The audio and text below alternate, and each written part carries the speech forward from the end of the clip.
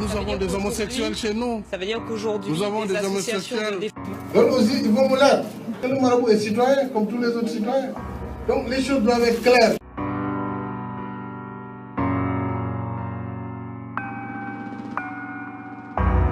ñi ngi leen di nuyu di leen jaajëfal yéen ñi nga xam ne yéenay abonné chaîne bi di xalaat ñi ngi leen di dalalaat ci seen nouvelle vidéo comme ni nga ko waxee woon bi ñu jagleel ki nga xam ni mooy président Macky Sall. depuis quelques at ñuy wax ci li nga xamante ni nii mooy bokkam ci loge li nga xam ne ni mooy maçonnique maanaam franc-maçon vidéo bi da leen di jox ay détails yu leer. kañ la Macky Sall dugg ci li nga xam ne nii mooy secte maçonnique ñen ñooy ay parrain naka lay wëy di réaliser li nga xam ne mooy projet franc-maçon yi fii ci Sénégal ak ay loi ay dispositifs ay projets yoo xam ne da koy teg ngir gën a yokk doole ñi nga xam ne nii ñooy franc-maçon yi fii nga xam ne mooy suñu réew di Sénégal lépp dina leer ci vidéo bi nga xam ne tey dañ ko consacré essentiellement kii di Macky Sall.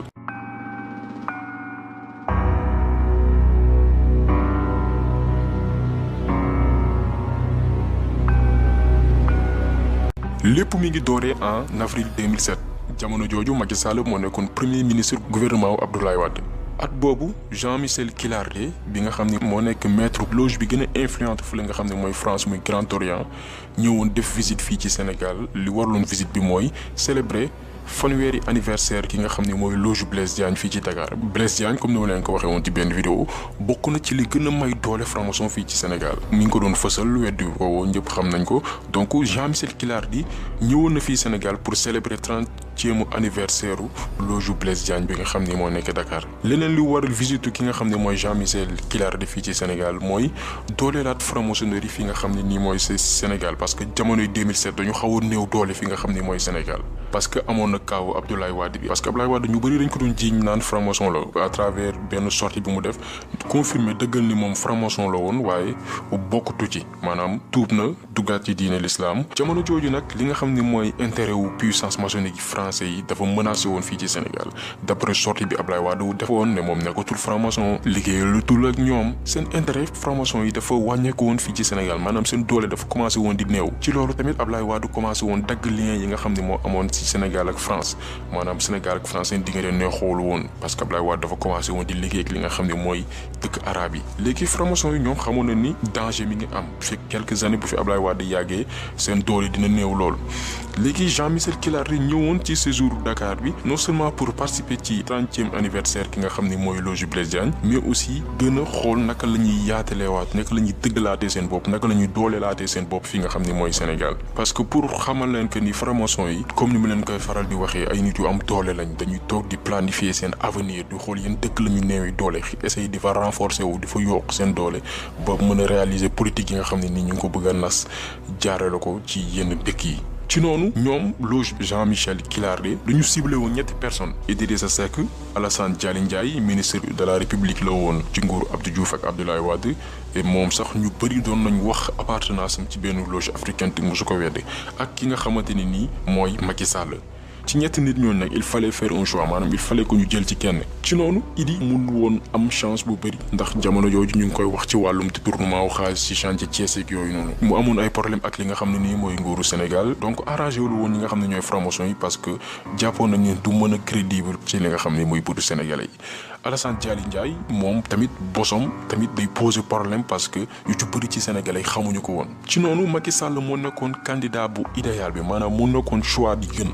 lu tax loolu parce que Macky Sall jamono jooju moo nekkoon ministre bi gënoon yàgg ci nguur Abdoulaye Wade bi mu nekkee ci Sénégal de 2000 à 2012 Macky Sall moo nekkee ministre bi gën a yàgg parce que ñu ngi ko fal le 21 avril 2004 ba le 19 juin 2007 amul benn premier ministre Abdoulaye Wade bu yàggee noonu te en plus ci Macky Sall bi mu nekkee premier ministre Abdoulaye Wade réaliser projet mi gën a mag boo xoolee corniche de Dakar autoroute nouvel aéroport lépp ci Macky Sall la ko réaliser en plus Macky Sall moo jiite woon campagne bi may Abdoulaye Wade ñu falaat ko li nga xamante ni mooy 2007 leneen li am solo tamit mooy Macky Sall jamono yooyu sénégalais respecté woon nañ ko joxoon nañ ko cër même ñi nga xam ne dañu nekkoon ci kujje gi sax dañ ko joxoon cër. Macky Sall à qui je renouvelle ma confiance Macky Sall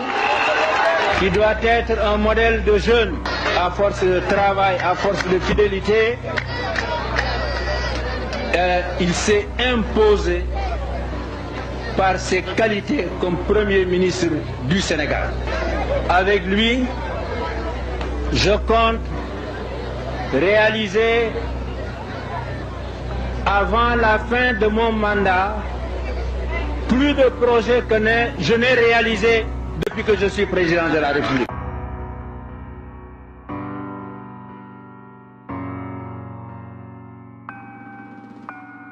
donc moom nit la woon boo xam ne dafa crédible en plus moo nekkoon benn choix bu idéal boo xam ne buñ ko ngembee mën na leen defal ñoom li ñu bëgg mën na réussir ñoom pari bi nga xamante ni defoon nañ ko musé woon nañ ko fi nga xamante ni nii mooy Sénégal. ci noonu la Jean-Michel Kilaré ci visitam bi mu ñëwoon def Sénégal rencontré ki nga xamante ni nii mooy Macky Sall ci visite privée boo ko déggee mooy visite boo xam ne kenn du ko teewee ñaar nit yi ko sekk ñoo koy teewee bu ngeen seetloo Jean-Michel Kilaré au lieu que mu dem rencontrer Abdoulaye Wade bi nga xam ne mooy président du Sénégal loolu xam ne mënul nekk parce que relation yi neexul woon dafa dem rencontrer li nga xamante ni nii mooy premier ministre am benn visite boo xam ni visite confidentielle la boo xam ni benn journaliste fekkeewu ko benn membre du gouvernement fekkeewu ko ku dul Jean-Michel Kilaré ak ki nga xamante ni nii mooy Macky Sall waaye di leen fàttali ni Jean-Michel Kilaré jamono jooju moo nekkoon maître loge bi gën a am doole fi nga xam ne mooy France muy Grand Orient.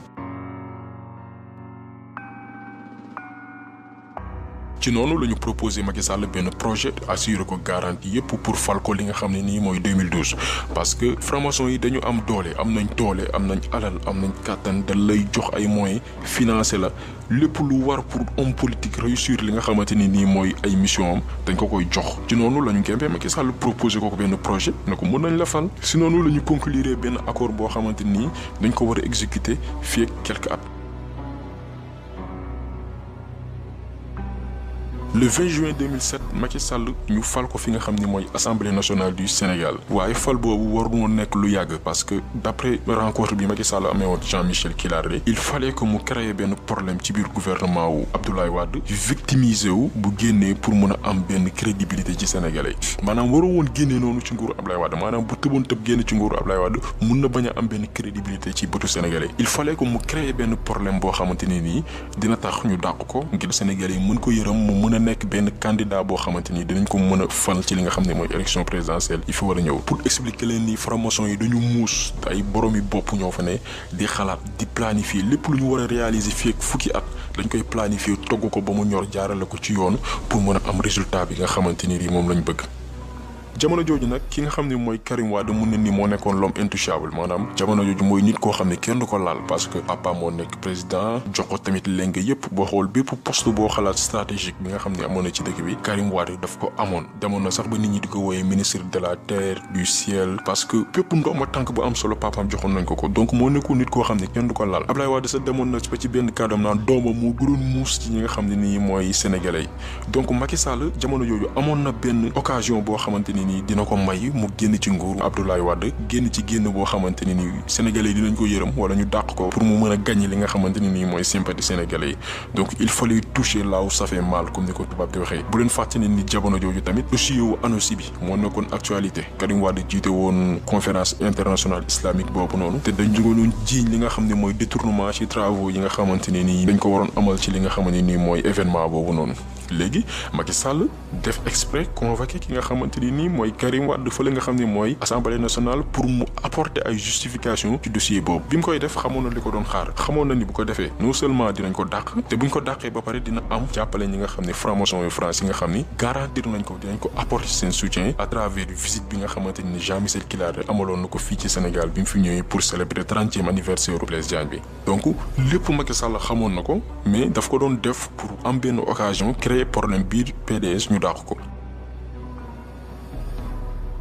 naturellement ñu dindi ko poste numéro 2 PDS bi nga xam ne moom moo ko occupé woon ba pare supprimer mandat am bu 5 ans bi wàññi ko bañ benn at léegi nag Macky Sall am na lépp lu mu bëggoon maanaam créé na problème biir PDS convoqué Karim Wade assemblée xam ni bu ko defee dañ koy dàq naturellement loolu la bëggoon ci noonu mu déclaré le 9 novembre 2008 génnam ci li nga xamante ni mooy PDS ba pare abandonné bépp poste boo xamante ni amoon na ko grâce parti démocratique sénégalais. Vous aurez sans doute remarqué que j'ai choisi de me départir de toutes les fonctions obtenues sous les couleurs du PDS consécutivement à ma démission de ce parti. Mesdames, Messieurs, chers compatriotes, bien sûr que j'ai pris l'exacte mesure de ces actes.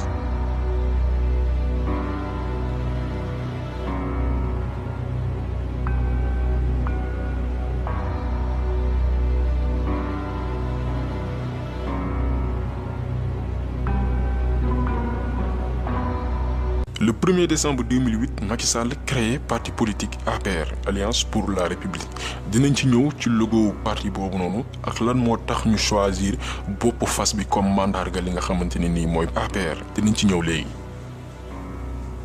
bi mu créé parti boobu Ablaye Wade comprendre na li xew Macky Sall fa la nar a jëm jamono jooju Ablaye Wade daf ko bëggoon tëj parce que xamoon na ni am na ay ambition présidentielle te mun na ko jëlee ci li nga xamante ni mooy bopp nguur bi parce que jamono jooju Macky Sall dafa am ay dossiers yu bëri ñu ko doon tudd dafa amoon benn kër fële nga xam ne mooy Houston États-Unis Houston benn ville la boo xam ne kër gu ci gën a yomb mi ngi jar 3 milliards mu nekk xaalis boo xamante nii méngoowul ak Macky Sall li mu am maanaam depuis ba mu commencé liggéey mënul dajale 3 milliards yi ko may mu mën a jënd kër fi la nga xam ne mooy Houston leneen li tamit mooy dafa amoon benn commission boo xamante ni jaaroo ci yoon bu mu amoon ci benn 10 milliards yi nga xam dañ ko transféré woon benn Jérôme Godard ñi nga xam ne dañu suivre actualité politique Sénégal xam nañ dossier boobu noonu te commission boobu noonu mu am 1 milliard yooyu noonu service de renseignement français yi sax ñoo ko révélé woon xaalis boobu moo may Macky Sall sax mu jënd benn kër ci banlieue bu Paris kër googu nekkul ci turu Macky Sall mais turu sëram la ko def maanaam turu magam bu jigéen bu ñuy tuddee Rokhaya Sall ci turu kooku la ko def amoon na tamit dossier Taïwan bi ak ay yeneen dossiers donc Ablaye Wade amoon na bépp moyen pour tëj li nga xamante ni mooy Macky Sall mais li ñuy wax rek comme ci franc-maçonnerie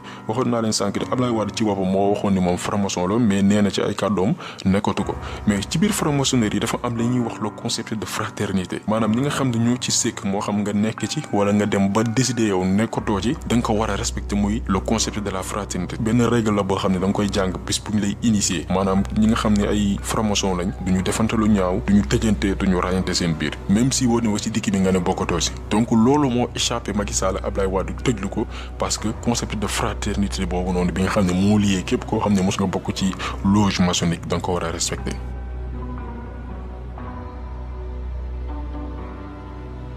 waxoon naa leen ko sànq ci noonu la Macky Sall créé APR jël li nga xamante ni mooy bopp fas def ko comme logo officiel li nga xamante ne nii mooy parti bi pour ñi xamul bopp fas boobu loolu lépp dara du ci hasard bopp fas bi day signifier li nga xam ne mooy le chevalier de l'ordre du temple benn symbole la boo xamante ne nii ci biir franc-maçonnerie dafay am signification bu forte moom ngeen di gis ci image bii nii li muy wane mooy doole secte maçonnique bi nga xamante ne am na ko ngir wóyal ñoom seen mission bi nga xam ne bëgg nañ ko teg à travers projet bi ma la doon expliquer muy nouvel ordre mondial ci taxaw temm jàmmaarloog lépp loo xam ni taxaw na seen yoon ngir ñu faagaagal ko ngir mën a atteindre ñoom li nga xam ne mooy seen objectif loolu mooy signifier le chevalier de l'ordre du temple mooy signifier bopp fas bi nga xam ne moom ngeen di gis ci logo APR bi moom ngeen di gis fii ci image bi ay image yu maçonnique la nga xamante ni ñu ngi ko trouvé à travers des archives fas bi tamit dañ koy tuddee le cheval de l'apocalypse ay téere diine ni nga ko fa fekk li muy symboliser mooy xiirtal doomu aadama ci li nga xam ne nii mooy yàlla comme ni seytaane di duggee ci doomu aadama di ko def loolu xamante ni lu bon la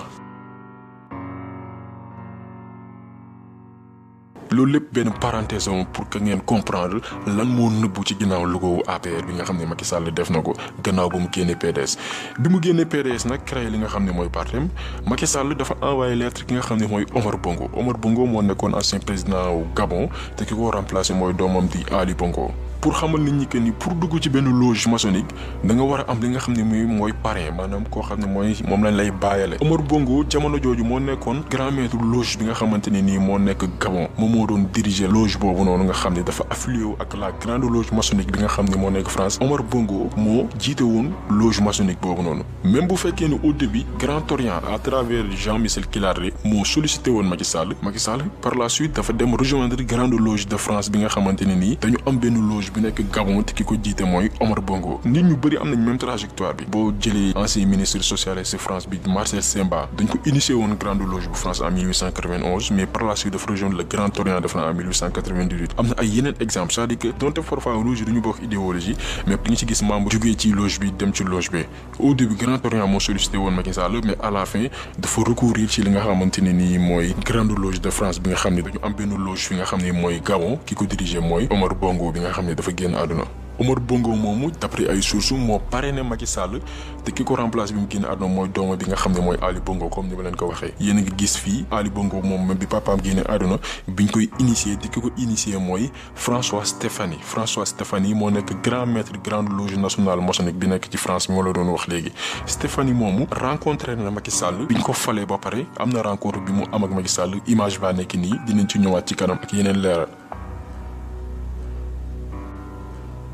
comme ni ma leen ko waxee quelques semaines après bi mu créé li nga xam ne mooy parrain Macky Sall envoyé lettre gi nga xam ne mooy Omar Bongo ñi jàpp ne moom mooy parrain wu Macky Sall lettre yaa nekk nii première lettre bi mi ngi ko envoyé le 3 janvier 2009 ni ngeen koy gisee lettre bi mi ngi dëggal moom yéeneem ngir yeggali mission bi nga xamante ni nii jël na ko maanaam jël yoonu boppam créé li nga xamante ni nii mooy parrain et comme ni mu ko waxaalee woon à travers rencontre bi mu amoon ak Jean-Michel Kilardi jël na décision nekk président du Sénégal pour poursuivre comme ni mu koy waxee pour poursuivre plus efficacement les objectifs de développement de paix et de concorde pour le Sénégal l'idée de poursuivre maanaam poursuivre les objectifs de développement li muy tekki mooy yeggali li nga xamante ni nii mooy yéenewu franc-maçon yi nga xam ne nii mooy fii ci Sénégal bi nga xam ni ñu bëri dañ koy considérer comme la capitale de la franc-maçonnerie wax naa leen kaw Blaise Diagne maanaam loge maçonnique yàgg na fi nga xam ne nii mooy Sénégal maanaam moom duggoom ak yéeneem bi nga xam ne am na ko pour yeggali mission boobu noonu mu yaat yeggali ne dans cette entreprise nouvelle se sollicitent vos conseils éclairés vos orientations et votre appui à tout point de vue maanaam mi ngi ñaan Omar Bongo li nga xam ne mooy ndimbalam ay conseils éclairés ça veut tout dire maanaam taxaw ki nga xam ne mooy Omar Bongo ci bépp fànn maanaam lépp leer na maanaam Macky Sall bi mu génnee PDS demul solliciter li nga xam ne mooy conseil ak ñaan fi nga xam ne mooy sëriñ si demul wut conseil ñaan yi nga xam ne ñooy homme politique sénégalais yi nga xam ne am nañ expérience demul wut ay conseil wala ay ñaan chef d'état yi nga xam ne ñoo taxaloog Sénégal te nga xam ne am nañ expérience dafa dem ci ki nga xam ne mooy Omar Bongo bi nga xam ne mooy grand maître loge bi nga xam ne moo nekk Gabon lépp leer na ci li nga xamante ni mooy lettre yi deuxième lettre bi mi ngi nekk nii Macky Sall mi ko envoyé waat le 9 janvier 2009 bi ko Omar Bongo père spirituel am envoyé lettre confirmé li nga xamante ni ñoom ñaar mooy seen rencontre malheureusement nag rencontre bi mujjul am parce que Omar Bongo dañ ci tegee quelque temps dafa génn li nga xamante ni nii mooy àdduna loolu sax moo taxoon initiation wu li nga xam ne nii mooy Macky Sall à la grande loge du Gabon bi nga xamante ni naroon na ko conclure ak rencontre bi mu naroon am Omar Bongo avorté donc il fallait que mu attendre ñu introniser Ali Bongo ci boppu loge bi nga xamante ni moo nekk Gabon pour que moom mu mun a dem fi nga xamante ni mooy dëkk boobu. Ali Bongo ñu ngi ko introniser le samedi 31 octobre 2009 te waxoon naa leen ko sànq ki ko introniser mooy François Stéphanie bi jiite moom it loge bi nekk France.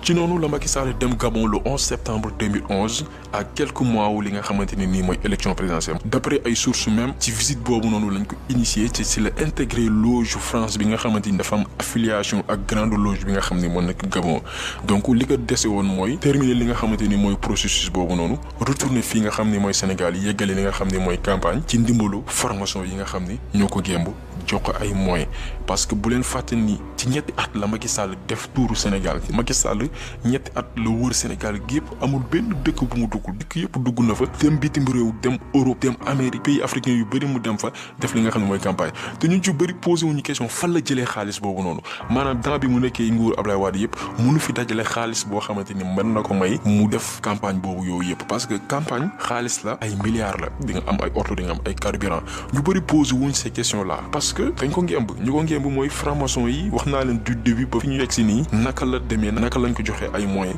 ci ñetti at mu bër dëkk yëpp def ay campagne am ba dara desatu ko lu dul 2012 mu càmmaaru Abdoulaye Wade jëlee ko fi te loolu moo am.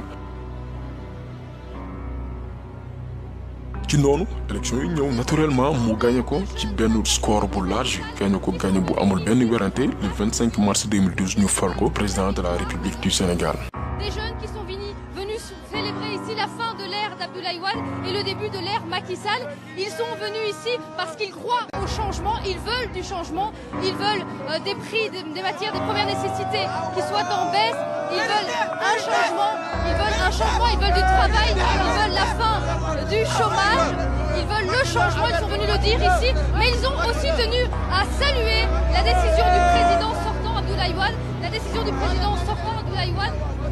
d'accepter sa défaite très rapidement. Donc on célèbre ce soir, l'heure n'est pas à la rancœur, c'est la célébration et on salue la démocratie au Sénégal.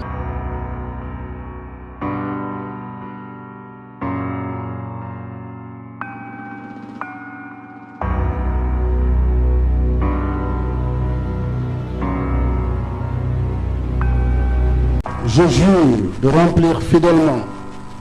la charge de président de la République du Sénégal, d'observer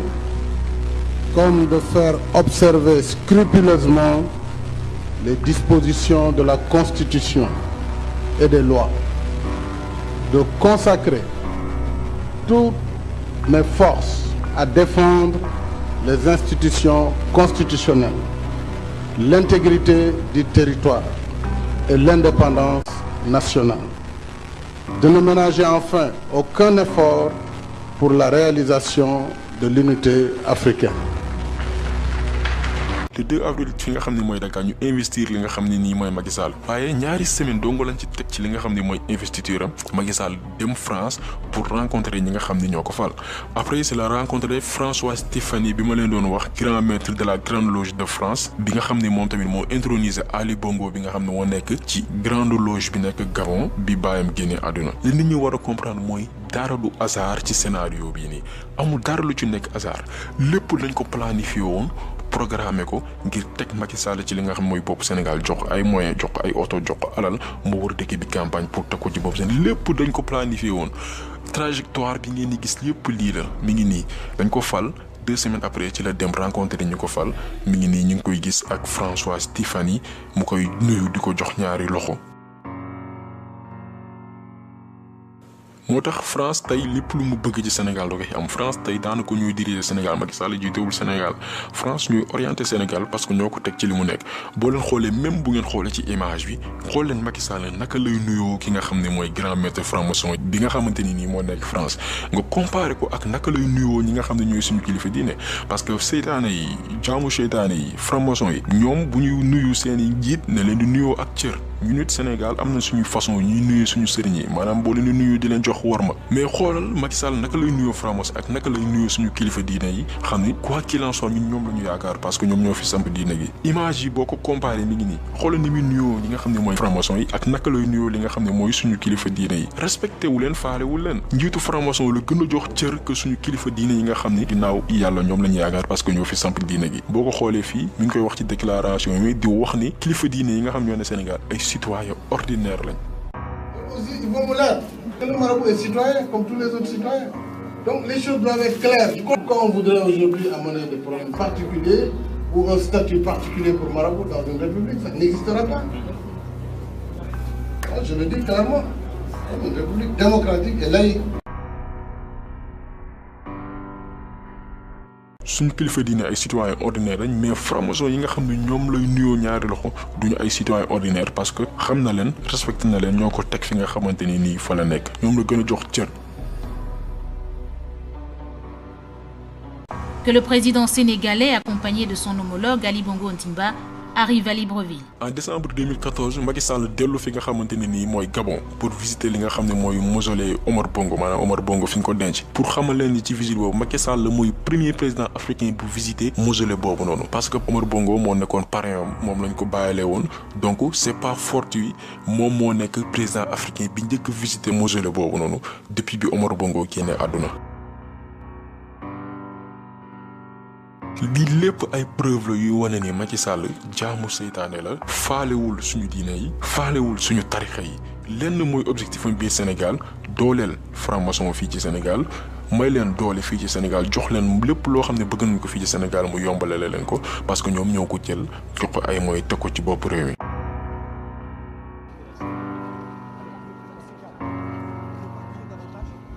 beneen preuve bi mooy Macky Sall janvier 2015 dafa dem participer ci marche bi nga xam ne dañ ko organiser France pour soutenir Charlie Hebdo. Charlie Hebdo mooy journal bi nga xam ne day ñàkk wormaal Mohamed sallallahu alayhi wa sallam di ko caricaturer di ko dessiner ci ay dessin yoo xamante ni wormaalul ki nga xam ne mooy sangu-sang yi sallallahu alayhi wa sallam. média boobu di Charlie Hebdo day def ay caricature di saaga ki nga xam ne mooy yonent bi sallallahu alayhi wa sallam di saaga li nga xamante ni mooy diine l'islam boo xoolee ci journal ñi ngi naan le Coran c'est de la merde maanaam alxuraan yi fi caaxaan la. wax ni jullit ñi ay con lañ maanaam jullit ñi ay nit yu dul xalaat lañ ay nit yu tekkiwul dara lañ journal boobu noonu la Macky Sall dem ne day marche pour soutenir li nga xam ne mooy journal boobu noonu.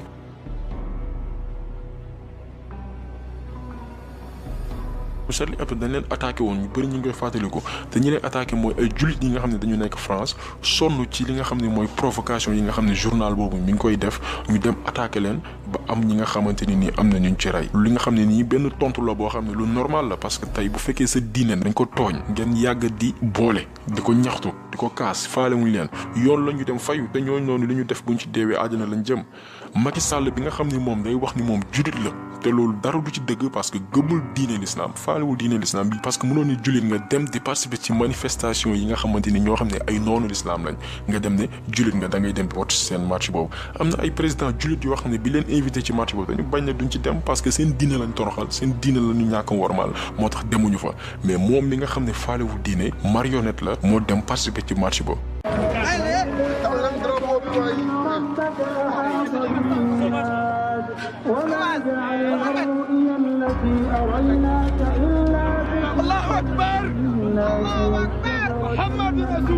jamono jooju ay sénégalais ñi ngi fii ci Dakar di manifester di jooy di rey seen bopp ngir li nga xamante ne nii mooy tooñ bi nga xam ne Charlie Hebdo tooñ na ko seen diine di ñaan di julli ngir yàlla alak ñi nga xamante ne nii mooy journal boobu noonu ak ñëpp ñi nga xam ne ñoo leen di jàppale. jamono jooju Macky Sall mi ngi France di jàppale Charlie Hebdo bi nga xamante nii tooñ Mohamed la dëkk suba ngoon saa yu defee dara te tooñu li nga xam ne mooy diine l'islam amuñ lu leen neex. ci même jamono jooju noonu imam Kolda bi nga xam ne moo ngi tudd Ibrahima Seye defoon benn xutba ne Macky Sall génn na ci diine l'islam gannaaw ba mu demee manifester fële nga xam ne mooy Charlie Hebdo li nga xam ne ay wax la yoo xam ne dëgg la parce que ku dem bokk ci manifestation yi nga xam ne ay noonu l'islam lañ génn nga ci diine l'islam loolu lu leer la lu dëgg gu wér la. imam bi mu waxee loolu ñu tëj ko Macky Sall tëjlu ko ñu tëj ko kaso te biñ ko tëjee woon sax jotoon nañ ko bàyyi Macky Sall moo ne ñu tëjaat ko ci kaso bi moom mook imam Alioune Badara Ndao ñoo yem da leen tëj néewal leen doole jàpp leen tëj leen ci kaso bi te teguñu ko fenn. maanaam Macky Sall yematul rek ci li nga xam ne mooy dooleel li nga xam ne mooy seytaane yi fii ci Sénégal mais day tëj nitu diine yi nga xam ne dañuy ñaax askan wi di leen yee pour ñu xippi seen bët xool day def li muy def ba pare taxaw ne kenn du ko fi waxee di jaay doole nit ñi di noot diine di tëj ay imam mu nekk loo xam ne lu ñaaw la lenn moo leen tax a jóg mooy nax population bi di def li ñuy def te kenn du ko fi waxee pour lëndëmal xelu askan wi parce que ay jaamu seytaane lañ li leen tax a jóg mooy dooleel seytaane fi nga xam ne mooy Sénégal. ñu ñëw en octobre 2016 mu lancé li nga xam ne mooy carte d'identité biométrique bi nga xamante ni nii Sénégal mooy premier dëkk bi nga xam ne lancé na ko ci li nga xam ne mooy zone CEDEAO loo xamante ni nekkul woon benn urgence mais li nit ñi xamul mooy carte biométrique boobu noonu dafa ëmb ay secret yoo xamante ni ñu bëri ci population muy Sénégal muy yeneen dëkk yi nekk CEDEAO yi xamuñu ko. carte biométrique yi dafa bokk ci benn projet du nouvel ordre mondial bi nga xam ne li muy visé mooy contrôler population wu àdduna bi maanaam contrôler nit ñi nekk ci àdduna bi pour mën di leen manipuler dinañ ci ñëw ci léegi ak ay profil leer lan moo ne ci carte biométrique yooyu lan lañ ci def ak naka lañ ko defee pour contrôler population wu àdduna bi. ginnaaw ay pression yi nga xam ne jot na ko Macky Sall lancé li nga xamante ni mooy campagne création li nga xam ne mooy carte biométrique yi bi nga xam ne waxuma la sax secret yi nga xam ne ëmb na ko mais daf ci lax luubalu xaalis bu jékki dayoo parce que Sénégal ñi ngi dépensé 50 milliards pour créer li nga xam ne si mooy 6 millions de cartes juróom benn million carte alors que Algérie bi nga xam ne ñoom 24 millions la ñu war a créer ci carte ñi ngi dépensé seulement 7 milliards Sénégal 6 millions de cartes 50 milliards a dépensé Algérie mi ngi dépensé seulement 7 milliards pour 24 millions de cartes te cartes yi même le même carte yi c'est des cartes biométriques Mali bi nga xam ne mooy suñu pays dëkkandoo bi nga xam ne moom lañ tendal moom pour 17 millions de cartes donc mi ngi dépassé 13 milliards non seulement dañu jàmbaarloog li nga xam ne mooy benn nguur seytaane boo xam ne lu bon moo leen tax a jóg mais aussi nguur boo xamante ni dañuy profiter li nga xam ne mooy seen mandat pour am alal ngir profito parce que ay baadoola lañ yoo xamante ni dañuy profito ci nguuru bi non seulement pour doole seytaane fii Sénégal mais tamit ngir mën a am alal laataa ñu fiy jugee. pour ñëwaat ci carte yi lan moo nekk ci carte yi carte biométrique boo jël dafa am li ñuy woowee puce électronique bi ngeen di gis ci image bi ngeen di gis képp koo xamante ni yaa ngi carte bi jàppal ni ñi lay contrôler maanaam dafa am puce électronique mooy permettre ñuy contrôler nit ñi franc-maçon yi ñoo ko créé et dëkk boo xam ne bokk nga ci politique boobu noonu da ngay intégrer li nga xam ne mooy puce électronique boobu pour que say population puce électronique boobu mën leen topp mën a nekk ci ñoom pour que ñoom ñu mën a contrôler li nga xam ne mooy nit ñi boo demee ci États-Unis wala en Europe am na ñoo xam ni puce électronique bi seen yaram lañ koy def da leen koy injecté comme ay piqûre di ko def seen yaram mais da leen di nax maanaam li leen di naxee mooy bu dee xale yi chaque pàccum xale yi la ñuy profité ne waaw dañ koy def ci xale yi pour mën leen surveiller donc bu mu leen bett sax bu ñu demee ba rajo fréquence d'identification yooyu noonu ñu ne dañ koy def xale yi pour aar leen parce que ñoom ñooy dem di sàcc xale yi ba pare ñu war en retour ne dañ leen di protéger pour def leen ay puces électroniques pour ñu mën leen di leen surveiller xon naa leen ko mooy yoonu franc-maçon yi mooy seen logique maanaam créer des problèmes pour apporter des solutions maanaam franc-maçon yi dañuy ñëw créer problème ci biir réew ñëw ne solution baa ngi alors que solution bi lenn moo ko lal muy réaliser li nga xam ne mooy seen objectif de départ donc aux États-Unis en Europe dañuy injecter nit ñi li nga xam ne mooy puce électronique moo xam muy mag ñi wala muy xale yi pour affaire problème de sécurité alors que du ay problème de sécurité liñ ci jublu mooy surveiller nit ñi topp nit ñi di leen topp du jour au lendemain en plus puce boobu noonu yemul ci contrôler nit ki kese di ko topp mais dafa am benn impact psychologique bu muy def ci bopp nit ki nga xam ne moo détenir li nga xam ne nii mooy puce électronique boobu ñu ngi koy tuddee la marque de la bête maanaam mandarga li nga xamante ni nii mooy seytaane benn la ci projet li nga xam ne mooy nouvel ordre mondial yi bi nga xam ni wax naa la ko non seulement day surveiller nit ñi mais dafa am ay aspects psychotroniques yoo xamante ni day jouer ci bopp nit ki ci xelam ak ci xalaatam benn harcèlement la bi nga xamante ni commencé na même am ay conséquences ci yenn villes yi boo demee États-Unis am na ay conséquences yu mu am ci ay doomu aadama boo gisee ci image yi ñii ay nit la yoo xamante ni ay victimes lañ ci puce électronique boobu noonu parce que ay nit la yoo xam ne dañ leen di manipuler ci seen bopp dañuy toog di dégg ay bruit di dégg ay wax yoo xam ne day ñëw ci seen bopp ñu koy dégg seeni nopp alors que puce électronique yooyu moo ko waral am na ay organisation yu taxaw sax pour xeex loolu noonu fële nga xam ne mooy États-Unis parce que les francs-maçons dañu am benn satellite bu puissant boo xam ne nii mooy contrôler ces puces là di manipuler nit ñi dans leur tête satellite boobu noonu mun na dem ba di ñaax nit ñi ci ñuy def ay choses yoo xam ne ñoom sax du seen coobare alors que puce électronique yooyu noonu ñoo ko waral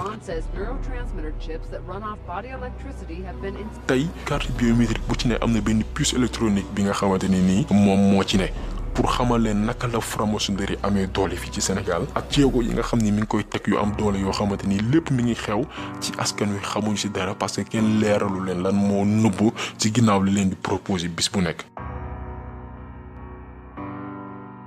am na ci ay yeneen événement yu bëri bu ñu ko doon lim du jeex yu wane ni Macky Sall jaamu seytaane la bu ngeen fàttali ko rencontre franc-maçon yi waroon am à Dakar yi ko autorisé mooy Macky Sall ginnaaw pression yi la ñu séddee dellu ginnaaw visitu Rihanna bi fi nga xam ne mooy Sénégal ak ay programme yoo xamante ni ëllëg dafa naroon noot génération yi nga xam ne ñoo ñëw def leen ay jaamu seytaane lépp expliqué woon na leen ko suñu vidéo yi weesu. beneen objectif bu Macky Sall mooy gën a dooleel li nga xam ne nii mooy góor jigéen yi fii ci Sénégal waxoon naa leen ko objectif bu franc-maçon yi benn ci seen objectif yi mooy wàññi population mondiale bi te pour atteindre objectif boobu noonu lépp waxoon naa ko ci vidéo précédente yi mooy légaliser li nga xam ne mooy mariage homosexuel avortement médicalisé ak avancer li nga xam ne mooy atu sëy mi ngi koy confirmer ci vidéo bi nga xam ne mi ngi daté en septembre 2007 di xamal occidentaux yi que ni Sénégal fii góor jigéen yi dañ fi libre maanaam fi Macky Sall fii day expliquer ni góor jigéen yi dañoo libre fii Sénégal mun nañ def lu leen neex. Nous avons des homosexuels chez nous. Ça veut dire qu'aujourd'hui, nous avons les des associations homosexuels de défense des droits des homosexuels au Sénégal auraient pignon sur rue, la possibilité de s'exprimer, la possibilité de faire campagne, par exemple. Ils sont libres. Ils sont libres. Ils sont libres de le faire.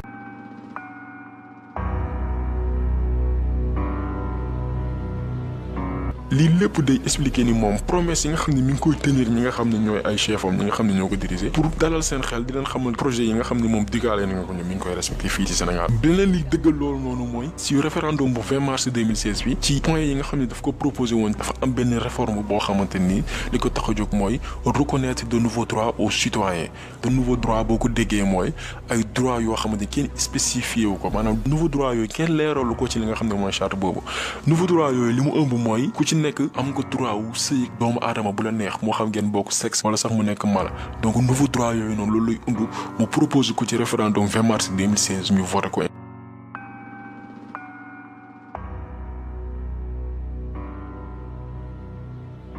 ñu teg ci quelques weer mu créé ministère de la femme de la famille et du genre bu dee ministre de la femme et de la famille d'accord loolu du poser benn problème mais dañ ci yokk et du genre malheureusement ñu bëri duñu demandé wu lan mooy genre benn idéologie la boo xamante nii ñu ko njëkk a développé mooy ay lobby homosexuel maanaam ay groupement homosexuel ak benn mouvement bu ñu tuddee LGBT mi ngi signifié lesbienne gay bisexuel transgenre lépp maanaam góor jigéen lesbienne ak yeneen ñi nga xam ni dañuy def mooy yàlla di sëy ci sëy boo xamante ni dëppoowul ak li nga xamante ni mooy doomu aadama noonu la war a sëy dafa am benn ministère spécifique boo xam ne Macky Sall moo ko créé pour protéger ñooñu noonu loo boobu noonu li nit ñi war a comprendre mooy Macky Sall moom xam na ni fii Sénégal mënu fi voter benn loi boo xam day légaliser mariage homosexuel parce que dëkk la boo xam ne ñu ngëm a fi ne Sénégal ku fi nekkul jullit catholique maanaam dëkku croyant la donc xam na ni mënu fee voter loi parce que bu ko defee askan wi dina retourner contre moom waaye day def ay dispositions ci suuf maanaam day teg ay règles yoo xam ne day permettre góor jigéen yi ñuy def seen activité ci nu mu leen soobee fii ci Sénégal te dara du leen ci fekk boo xoolee bu ngeen defee seetlu Sénégal duñ fi tëj góor jigéen kenn mënu leen fi tëj gis ngeen fi ay exemple yu bëri ci jamono yu weesu téye nañ fi ay homosexuel ci suba nga leen di jàpp bàyyi leen ce qui veut dire que ni fii Sénégal góor jigéen yi dañ fi am doole bu doy ni kenn mënu leen fee tëj tey bu ñu fi jàppee imam dinañ ko tëj ci kaso bi ay weer kenn du ko génne imam Alioune Badara Ndao bosom bi exemple la imam Sey bosom bi exemple la da leen di téye ci kaso bi ay weer wala ay at kenn du leen jugé mais homosexuel du tëdd kaso Sénégal fii nii lu mat weer bu lu tëjee balaa 48 heures ñu bàyyi la c'est-à-dire que Sénégal ci nguuru Macky Sall dem nañ ba góor jigéen moo ëpp doole fi nga xamante ni nii mooy Sénégal li nga xam ne mooy imam yi ay exemple la yoo xam ne ay fee la yoo xam ne nii Sénégalais ñu koy gis di ci teg seen bët kenn mënu koo weddi donc askan wi ñi nga xam ne ñooy sénégalais yi nañu jël seen responsabilité balaa béy di woy mbuus comme ni ko olof di waxee yéen ko gisal seen boobu lépp acte boo xam ne Macky Sall posé na ko depuis bi ñu ko falee en 2012 mi ngi jëm ci dooleel franc-maçon yi dooleel góor jigéen yi xeex li nga xam ne mooy imaam yi ak sàcc alalu askan wi jaamu seytaane la ma répété ko encore une fois liggéeyam mooy dooleel li nga xam ne mission bi nga xam ne franc-maçon yi dooree nañ ko depuis Blaise Diagne di ko yeggale ba tey loolu mooy yéenewu Macky Sall fi nga xam ne mooy Sénégal marionnette la boo xamante ni nii protéger intérêt wu France moo ko tax a jóg parce que ñoom ñoo ko jox ay moyens ba mu toog ci bopp réew bi nga xam ne ni mooy Sénégal te loo si ne li nga xam ne mooy armée française signé na li nga xam ne mooy les APE bi nga xam ne day dem ba néewal doole li nga xam ne mooy secteur informel Abdoulaye Wade ak lu ñu ko mënti waxal bañoon na ni du signé accord boobu nga xam ne mooy les APE ñu tuddee ko accord de partenariat économique bi nga xam ni day permettre li nga xam ne mooy européens yi rawatina français yi installé wu fii Sénégal am ay avantages fiscaux yoo xamante ni tey bitigu Sénégal bi nga xam ne day jaayee ñaar fukk ñoom bu ñu ñëwee mën nañ ko jaayee fukk ak juróom wala fukki dërëm bu ko defee day daaneel jaaykat yi nga xam ne ñoo nekk Sénégal amuñu qualification professionnelle jànguñ da leen di daaneel et la preuve en est que tey supermarché français yëpp ñi ngi fii Sénégal mën nga citer ay Auchan ay Sidi Dia ñi ngi fi Sénégal di jaayee lu gën a yomb suñu boutique yi dañuy jaayee te loolu lépp dara tax koo jóg loolu doole français yi néewal doole li nga xam ne ñooy sénégalais yi fi nekk en plus li waral ni Macky Sall liggéey tax koo jóg jamono yi mu fi amee problème ak Karim Wade nee na daf ko woo pour leeral li nga xam ne mooy alalu askan wi loolu lépp du dëgg ay planification li mu defoon pour génn nguuru Abdoulaye Wade la loolu noonu bu fekkoon ni dëgg la ci moom tey du jël sàcc yi nga xamante ni nii ak reykatu nit yi nga xam ne ñoo nekkoon ci nguuru Abdoulaye Wade indiwaat leen ci gouvernement maanaam lépp lu mu doon wax au début dara du ci dëgg dara dugguwul ci moom boo xoolee sàcc yi nekkoon ci nguuru Abdoulaye Wade yeeg yëpp ñi ngi ci moom mun nga lim Awa Ndiaye Sitor Ndour Bayla Wane Ousmane Ngom bu ñu doon lim du jeex ñëpp ñu ngi daw ci nguuru Macky Sall daw làqu ci moom parce que moom moo leen protéger moom moo leen aar alors que tey ci kaso bi la leen waroon fekk gëmul Sénégal faalewul Sénégal respecté wul Sénégal benn mission la am mooy yeggali mission Blaise Diagne bi nga xam ne tàmbale woon na ko fii ci Sénégal def Sénégal li nga xam ne mooy capitalu franc-maçonnerie fi nga xam ne mooy Afrique de l'Ouest donc na Sénégalais yeew pare ngir jëlee fi Macky Sall fi nga xam ne mooy bopp Sénégal li ko mooy dëkk bi dina yegg foo xamante ni du doon lu nga xam ne moo ñu gënal ñii di sëriñ ñi nga xam ne nañ xam-xam ñi nga xam ne mën nañ ñaan ku ci julli ngalawaay na nga ñaan ngir Macky Sall suñu borom jëlee ko fi te yàlla rek tax dinañ def lépp nag pour toog ci bopp nguur gi dinañ jënd ay nit dinañ corrompre ay nit dinañ jéem a nax kilifa diine yi nga xam ne ñu ci bëri lii xew ci réew mi amaana yëguñu ko parce que buñ ko yëgoon wax nañ ci dinañ yàq xaalisu réew mi donc na Sénégalais xam li ñu bëgg laataa mbir mi di yegg foo xamante ni duñu neex parce que lépp lu ci mënti am ñun ñooy payer les pots cassés suñu doom yi ñooy payer les pots cassés génération bi ñëw ñooy payer les pots cassés te yàlla bis bu demee bay mbugal du bàyyi kenn moo xam nga def wala defoo ñëpp lay boole mbugal donc nañu sauver suñu Sénégal jëlee fi Macky Sall parce que bu amee deuxième mandat mooy suñu torox tànke deuxième mandat wu Macky Sall fii ci Sénégal mooy suñu torox tànge donc ci nit ñi bàyyi xel lépp lu ci waay mën bu kenn toog ne sama yoon nekk si am nga doole bu la yàlla mooy sa carte fexeel ba jot ko 2019 nga dem voté contre Macky Sall yaa xam koy voté ñun faru ñu fenn l'essentiel mooy li xew nañ ko leeral Sénégalais xam kan mooy kan diw mooy kan lan lay def lan mooy yéen ñu leeral ko ëllëg koo voté baax na mais l'essentiel dañ fi jëlee Macky Sall mu jugee fii parce que folowaatam biir Sénégal mooy suñu mbugal mooy suñu torox tànge yaakaar naa ni vidéo bi leer na objectif yi loolu kese la woon parce que li ñuy def ni amul benn média boo xamante ni mi ngi koy def tey li amoon temps wu Ablaye Wade amatul Ablaye Wade au moins amoon na ay médias yu jàkkaarloo woon ak moom di jàmmaarloo ak moom yi xeex ak moom mais avec nguuru Macky Sall amul benn média bu jàkkaarloo ak moom ñëpp la jënd ñëpp média yëpp la jënd même site internet yi nga xam ne ñoo nekk Sénégal da leen la jënd loolu lépp lim ci jublu mooy nëbb tuuxi duuna yi nga xam ne mi ngi koy def ci Sénégal ba kenn du ko wax scandale yi bëri na mënuñu ko jeexal buñ ko doon lim fi ba suba du jeex mais da leen ci jox li nga xam ne moo ci gën a am solo pour que nit ñi mën a comprendre ci fin vidéo bi di ngeen gis liste boo xamante ne nii njabootu Macky Sall famille ak ñi nga xam ne ñoo ko jege pouvoir yi nga xam ne ndomba tànk yi nga xam ne am na ko maanaam temps Ablaye Wade doomam kese lañ doon wax Karim Wade loolu tax ñu jëlee ko fi maanaam li taxoon ñu jëlee fi Ablaye Wade lu raw la fiy def Ablaye Wade doomam lañ doon wax mais moom tey dafa jël ay famille am ñu ko jege ak ay xaritam ak i mbokk ñëpp dajale leen ci nguur yi maanaam dañuy profito ay baadoola yi nekk ci nguur lañ yoo xamante nii dañuy profito laataa ñu fiy jógee ngir ñu am alal dinañ leen wan ci fin vidéo bi liste ñëpp ñi nga xamante ni Macky Sall dajale leen ci nguur gi rien que pour profito lekk alalu askan wi dooleel seytaane yi fii ci suñu réew yàq Sénégal pare dem seen yoon donc nit ñi yeewu vidéo tay bi loolu la ñi ngi demande ñëpp nag ñu partager vidéo bi képp koo xam ne Sénégal nga bëgg képp koo xamante ni pare nga pour jàpp ci xeex pour jëlee fi Macky Sall ak ay ñoñam na nga partager vidéo bi képp kuy sénégalais mën ci jot bu leen fàtte aussi abonné ñu ngi leen di jox dig daje beneen yoon ak beneen vidéo ci beneen sujet bu am solo boo xamante ni li ñu tax a jóg rek mooy développer suñu réew dooleel Sénégal ba Sénégal mën a mel li nga xamante ni moo ñu gënal ñu ngi leen di gërëm di leen jaajëfal di leen jox dig daje beneen yoon